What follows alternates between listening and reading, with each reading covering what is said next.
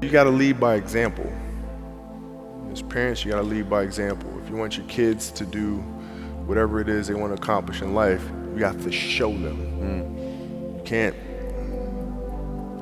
You got to show them. And that's what I tried to do. When I retired, I didn't want to have to say, I wish I would have done more. I had a purpose. I wanted to be one of the best basketball players to ever play.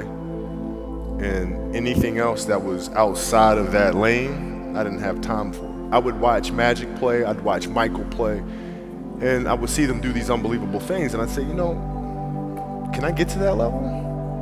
I don't know, but let's find out. Let's find out. And so that curiosity to see where I could push this thing led me down that path, I think. You know, basketball for me was the most important thing. So everything I saw, whether it was TV shows, whether it was books I read, people I talked to, everything was done to try to learn how to become a better basketball player. Everything. And so when you have that point of view, then literally the world becomes your library to help you to become better at your craft because you know what you're looking for. Seriously, what does failure mean? It doesn't exist. It's a figment of your imagination. Because, you know, if I fail today, okay, I'm gonna learn something from that failure and I'm gonna try again on Tuesday. I had a dream and I had goals that I wanted to accomplish, right? And if I don't accomplish those goals, I have to ask myself why, right? So from my position, the reason why I would not have accomplished those things is poor leadership, failure to communicate properly with my teammates and put them in positions to be successful, lack of preparation. You know, all those things would be reasons why I don't win.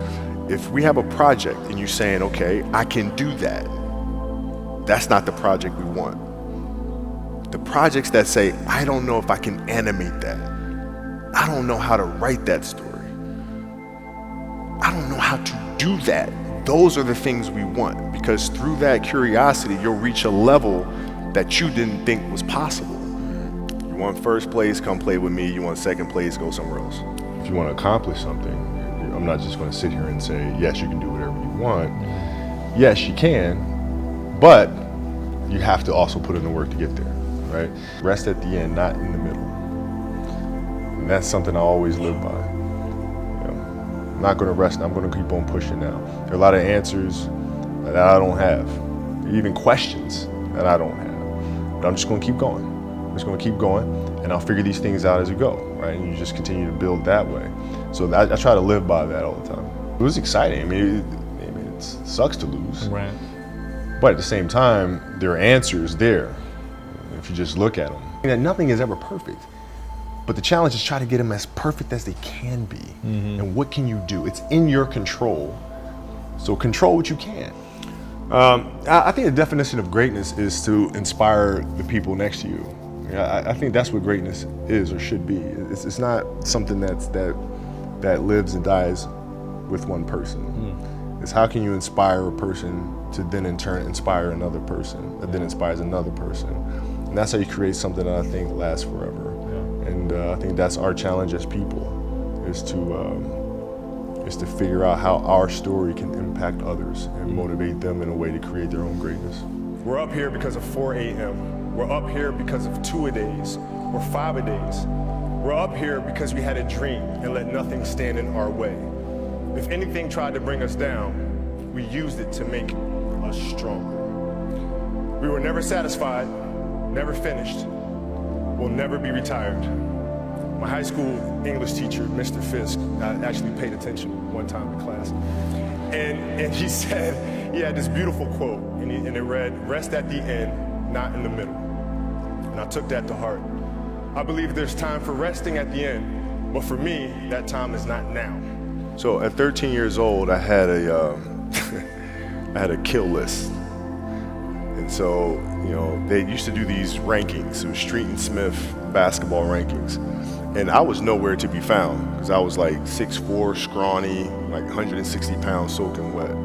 So I was like 57 on the list. And so I would look at 56, 55, all the way up to number 1, who these players are, what club teams they played for.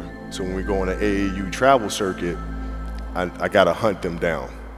right? And so that became my mission in high school, is to check off every other person, all those 56 other names, hunt them down and knock them down. I don't deal with people that don't commit at that level, but then act as if they do. I don't deal with that. I don't. This obstacle cannot define me. It's not going to cripple me. It's not going to be responsible for me stepping away for the game that I love. I'm going to step away on my own terms. Once upon a time, there was a young basketball player who had dreams of becoming one of the greatest basketball players of all time. My name is Kobe Bryant. I'm 17 years old. I have the hunger, the motivation, and the desire to be the best possible basketball player that I could be. He worked day and night, every day, for years and years and years and years and years.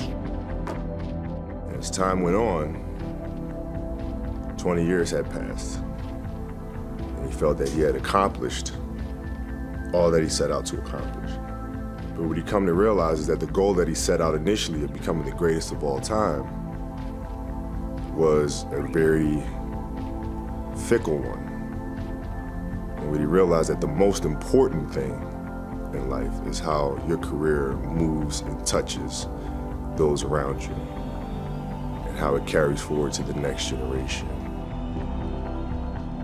But he realized that's what makes true greatness. Well, the story would be about transformation of a kid looking inwardly to then growing up and understanding the importance and the power is looking outward. It's a great feeling to know that you set a goal for yourself and you were able to reach that goal and to knock it down. If I had the power to turn back time, I would never use it. I don't think about it.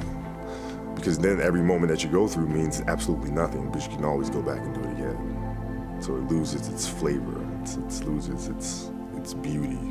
When things are final, you know, moments won't ever come again.